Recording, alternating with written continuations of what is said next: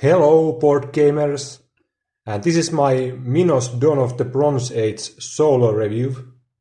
So if you don't know what the game is about, it's basically a dice drafting game where the first phase is to roll all these dice and then you and the other player will draft dice, and after the dice draft has been done, you will then return those dice and do a action with those dice.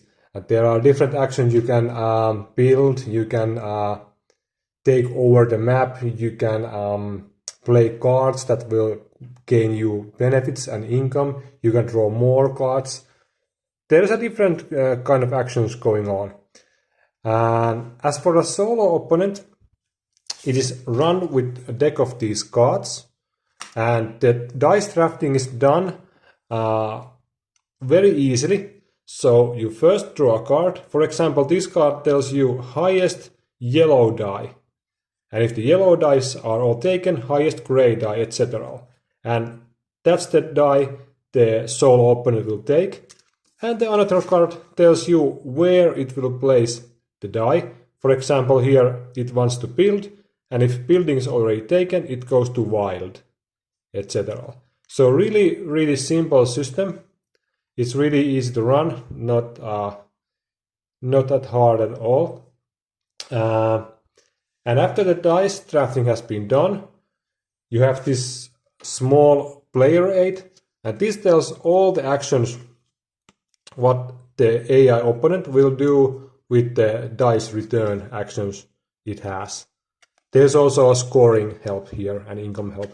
So the solo opponent is really smooth to run. It acts mostly like a player. It won't go up on these different tracks like player does, but it does all the other stuff pretty similar to a real player. And there's also a solo rulebook. It's not very long, it's few pages.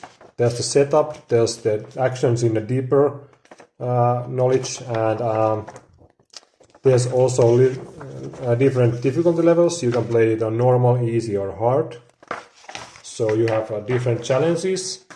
For my experience, I have played this like 6 or 7 times. Easy is really easy, you kind of beat it right away.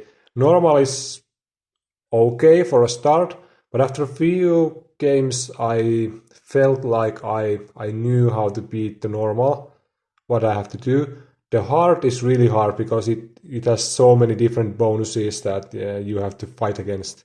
So yeah, there is definitely a challenge for solo playing and different difficulty levels.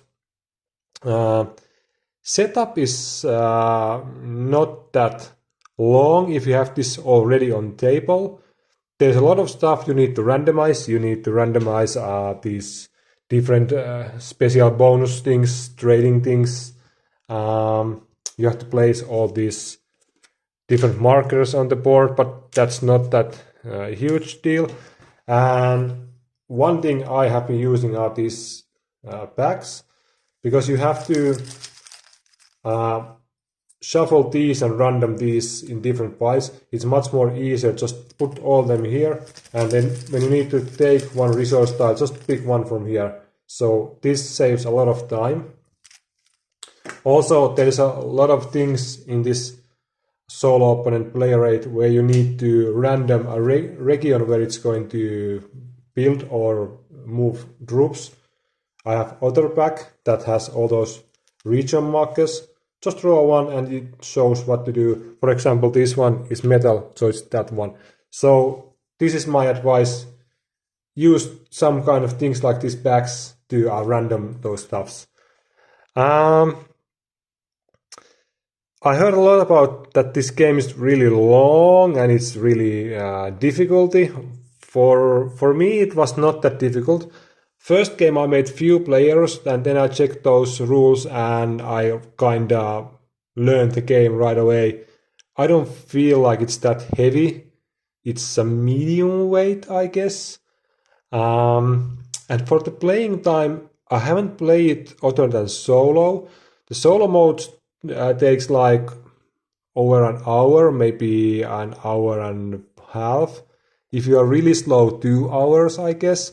But if you play it really fast, it takes like hour 15, something like that. Setup time is really fast. As I told, if you have this already on table, it's really easy to reset at this point. It won't take a lot of time. But on the game itself, after like 4 to 5 plays, I kind of felt like it doesn't have anything other to offer me anymore. I don't mean like this game is bad or anything. It's not amazing either. But for me, even that there is a lot of random stuff like your asymmetric different player board powers and stuff like that, I just felt like the gameplay is kind of the same every time. You have to be on the map. You have to take cards. You have to play cards. It's kind of autopilot and basic, in my opinion. There's a lot of different cards for sure. There's 2 decks.